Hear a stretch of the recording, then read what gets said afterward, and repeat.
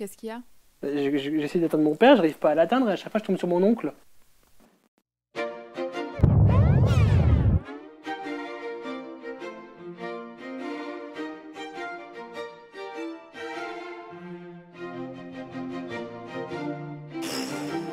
Trop long.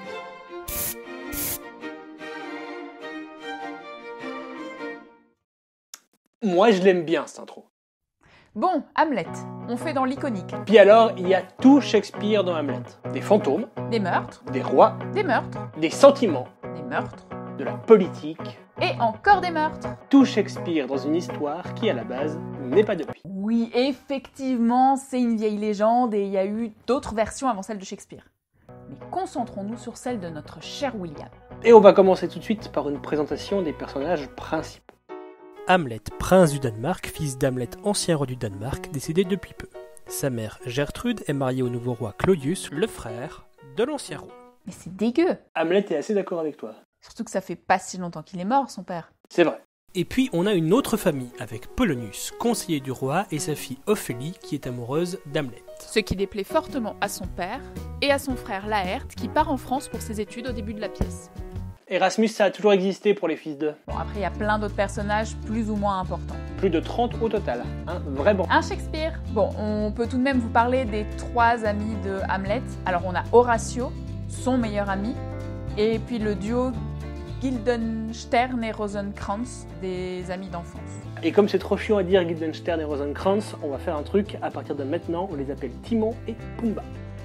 Et pour ceux qui savent pas pourquoi cette référence, allez voir dans les commentaires, je suis sûre que des gens vont s'empresser d'aller faire les malins. Et Yorick aussi. Faut pas oublier Yorick.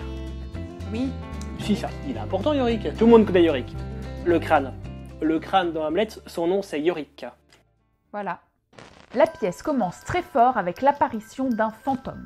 Ce dernier apparaît à des gardes lors d'une ronde de nuit sur le château d'Elseneur. De Kronborg. Oui, Le nom du château au Danemark où se passe la pièce, c'est le château de Kronborg. Shakespeare l'appelle château de Elseneur du nom du bled à côté, mais c'est pas le vrai nom du château. et c'est important. Non, mais j'aurais pas d'autre occasion dans ma vie de corriger Shakespeare, alors je profite. Bon, le truc c'est que le fantôme c'est celui de Hamlet, le roi défunt, père de Hamlet, le héros. Dans le château, on discute d'envoyer des hommes calmer la Norvège voisine qui prépare la guerre. Horatio, Le pote d'Hamlet. lui apprend l'apparition surnaturelle de son père. À minuit, ils se rendent tous les deux sur la muraille à la rencontre du spectre. L'esprit prend Hamlet à l'écart et lui révèle qu'il a été assassiné par Claudius, son frère, et nouveau roi, avec du poison versé dans son oreille. Il demande à Hamlet de le venger, mais d'épargner sa mère. Et paf, il disparaît. Les fantômes, tous les mêmes. Hamlet refuse de révéler à Horatio et aux gardes le message du spectre. Par contre, il les prévient qu'à partir de maintenant, il se fera passer pour fou. Et il leur demande de garder tout ça pour eux. La folie d'Hamlet inquiète Ophélie qui, en gentille fille, va en parler à son papounet Polonius. Elle inquiète également le roi Claudius ainsi que Gertrude, la mère d'Hamlet, qui envoie du coup Timon et Pumba le ramener à la raison. Petit point géopolitique, la Norvège n'entend plus attaquer le Danemark, mais plutôt envahir la Pologne, et compte donc juste passer par le Danemark. Hamlet, après avoir fait son numéro de fou devant le plus de monde possible dans de longs monologues, croise une bande de comédiens venus jouer une pièce au château. Il leur demande d'intégrer à leur pièce un petit ajout de sa création.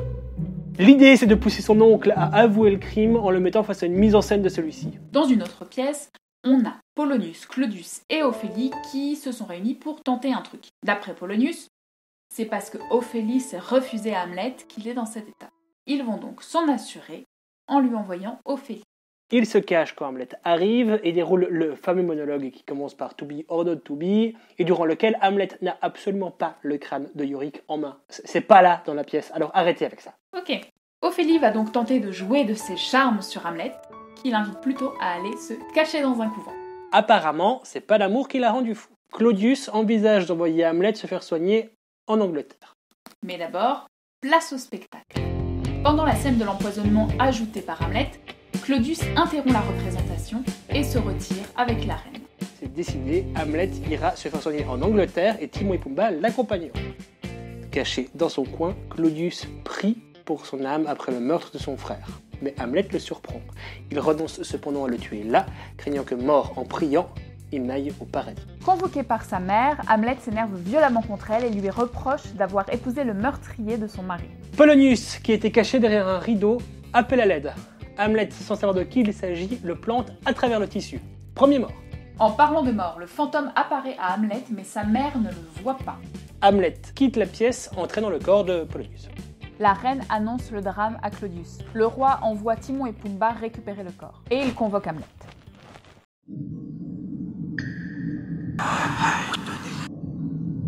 Eh bien, Hamlet, où est Polonius? À souper. À souper où? Non pas où il mange, mais où il est mangé. Une certaine assemblée de vers politiques est après lui. Il n'est que le ver pour faire chair de roi. Nous engraissons toutes les autres créatures pour nous engraisser, et nous engraissons nous-mêmes pour les asticots. Le roi gras et le mendiant maigre ne sont qu'un service différent. 2 plats pour la même table. Voilà la fin. Hélas! Hélas! Un homme peut pêcher avec un ver qui a mangé d'un roi et manger du poisson qui s'est nourri de ce ver. Que veux-tu dire par là? Rien.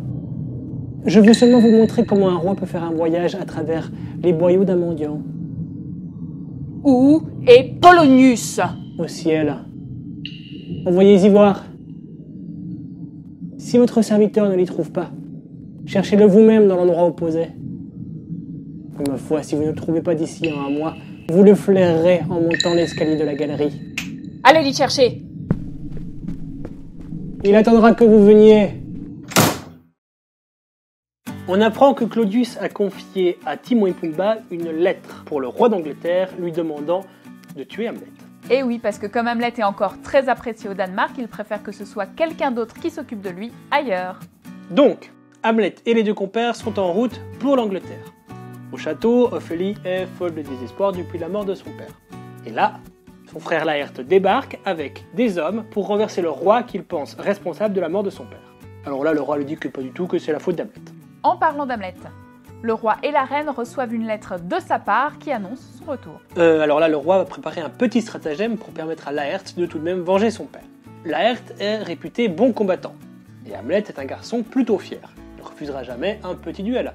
Ils prendront seulement soin de ne donner une épée mouchetée qu'à Hamlet, quand celle de Laërte sera aiguisée et empoisonnée. Et pour assurer le coup, le roi préparera une coupe de poison à servir à Hamlet au cas où les choses ne se passent pas comme prévu. Comme d'habitude chez Shakespeare, les choses ne se passeront vraiment pas comme prévu. Ah, et Ophélie est morte. Ouais, elle se promenait au bord de la rivière en pleurant, on l'a retrouvée noyée. Suicide ou accident, personne ne le sait vraiment, mais comme c'est pas n'importe qui, elle aura tout de même le droit à un minimum de cérémonie. Bourgeois. Au cimetière, Hamlet disserte sur la vie et la mort avec son pote Horatio, le crâne de Yorick en main. C'est là le crâne de Yorick. Passe la procession funéraire menée par Laërte, lequel devient foudrage en voyant Hamlet, et se jette sur lui avant que les 2 hommes soient séparés. Au fait, Hamlet explique à Horatio comment il s'est tiré du piège que lui avait tendu le roi en l'envoyant en Angleterre. Il a intercepté la lettre que portaient Timon et Pumba, et l'a remplacée par une autre indiquant de liquider le phacochère et le suricate.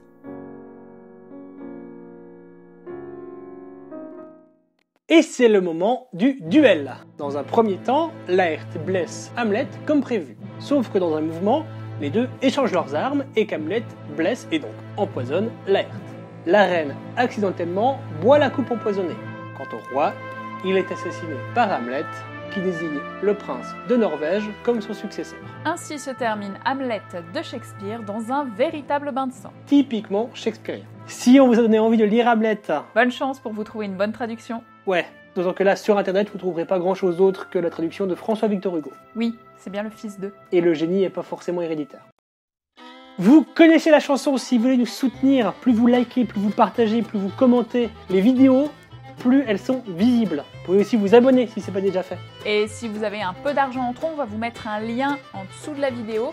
Comme ça, vous pourrez nous faire des dons, petits, gros, tout ce que vous voulez. Nous, ça va nous permettre de revoir un peu notre matos, principalement pour commencer le son, parce qu'il est dégueu, parce qu'on s'enregistre avec des kits mains libres. En attendant, on se retrouve bientôt pour une prochaine vidéo. D'ici là, confinez-vous bien, foutez-vous la paix. Salut!